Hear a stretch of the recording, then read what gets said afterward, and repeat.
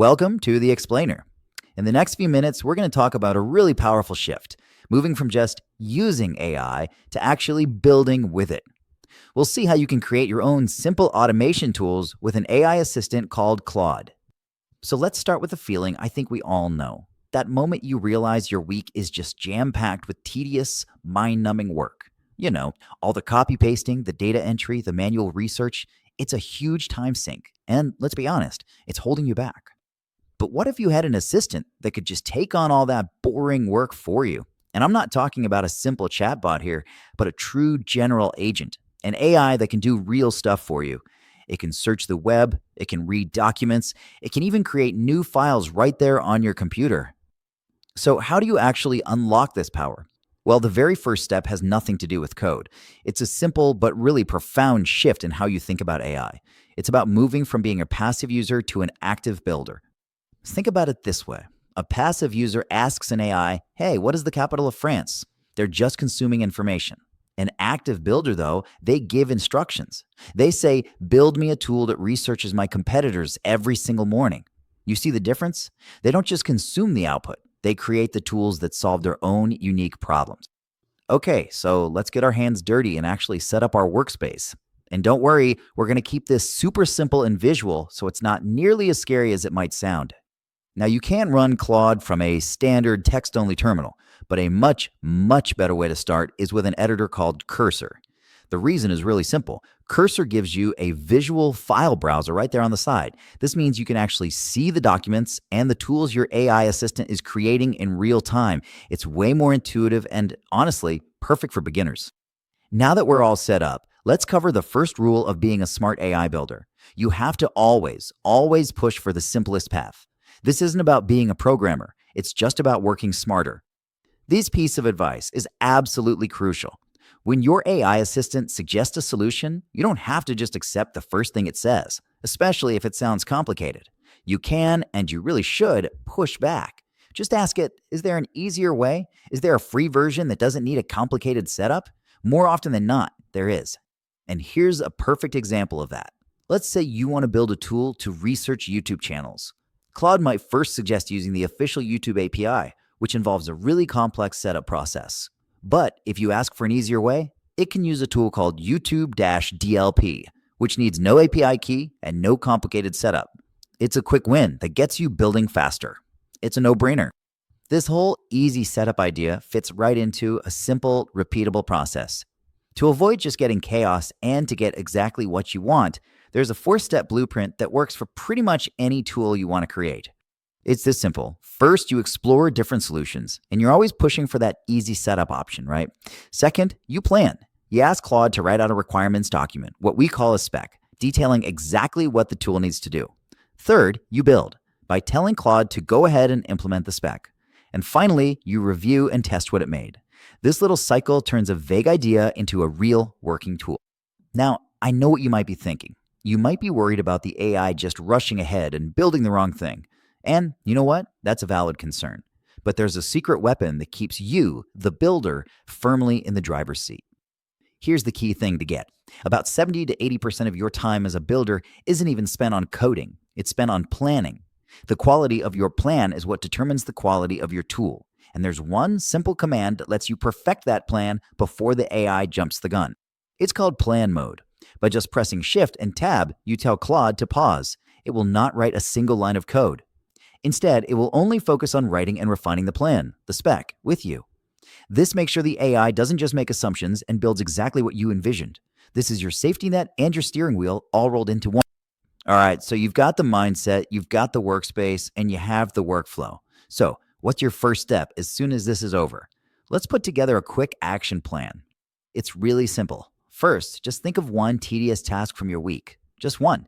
Then open up Claude in your Cursor editor and just start a conversation by asking, how can I automate this in the simplest way? From there, you just follow the 4 steps we covered: explore, plan, build, and review. And remember to use plan mode to stay in control. Your first automation is literally just one conversation away. The future of work isn't just about using AI. It's about collaborating with it to build solutions that are tailored to your life. The tools are here, they're accessible, and they're ready for you.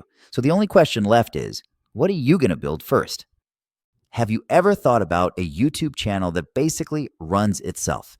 I'm not just talking about scheduling videos, I mean creating them from scratch, all on autopilot. Well, today we're going to do a deep dive and break down the exact step by step blueprint for building one of these automated, faceless YouTube channels. All right, let's jump right in. Here's our roadmap. We're going to start with the big idea, the promise of automation. Then we'll get into the nuts and bolts of building your robot creator. After that, we'll talk about how you actually control it, the creative side.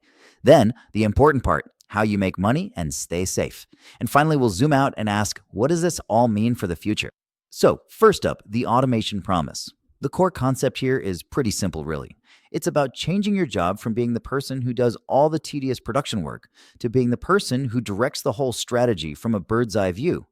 But here's the catch. This system doesn't work for just any old topic. The entire blueprint really depends on picking the right kind of niche from the get-go. So what exactly makes a topic a perfect candidate for automation? Okay, so this is really the secret sauce right here.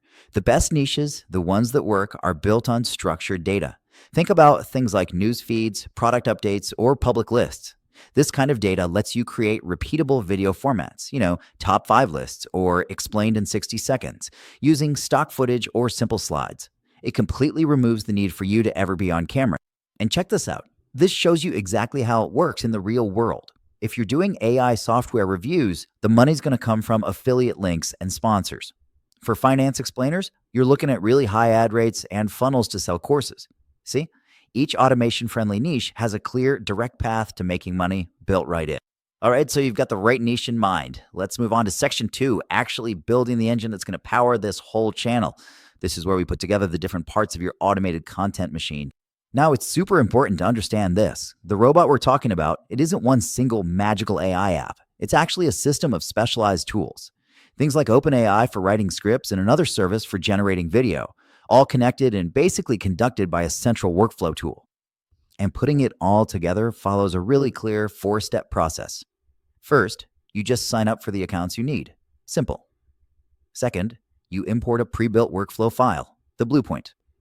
Third, you connect everything by authorizing the APIs, which sounds technical, but it's mostly just clicking allow.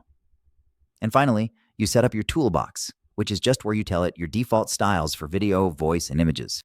So what about the cost? You might be thinking this is going to be expensive. Well, it's actually incredibly cheap.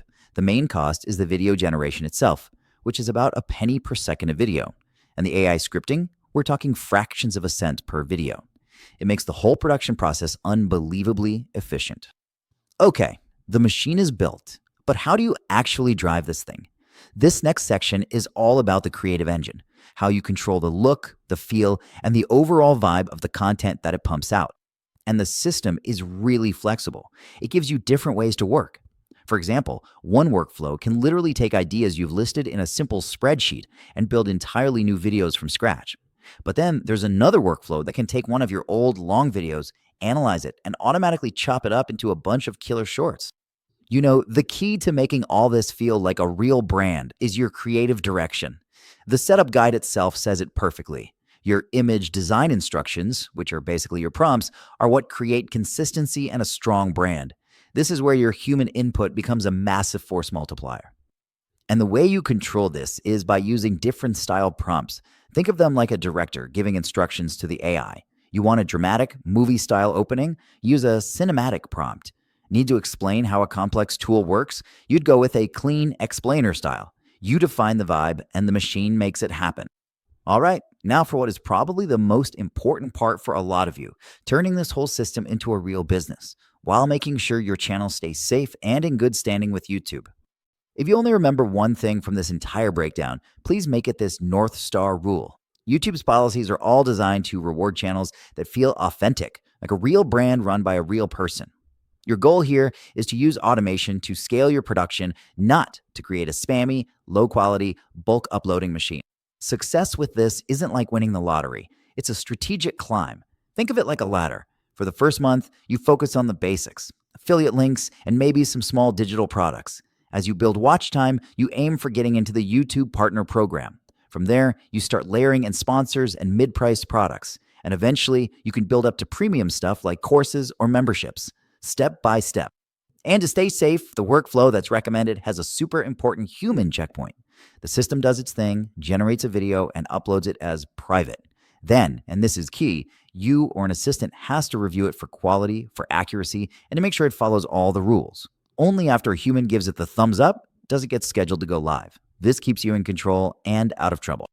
So, after going through this entire blueprint, from picking a niche all the way to making money, what's the big picture? What does a system like this really mean for the future of making content online? I think the most crucial thing to realize is that this blueprint isn't some magic make content button. It doesn't eliminate the creator, not at all. What it does is it redefines the creator's job. It's designed to automate the repetitive, grinding parts of production, which frees you up to focus on the stuff that really matters: strategy, big ideas, creative direction, and making sure the final product is actually good. And this leaves us with a final, really fascinating question to think about. As these AI tools get smarter and more powerful, are we looking at the future of how all content gets made? Or will that strategic human touch, the creative vision, the taste, the quality control, always be the single most important ingredient for success?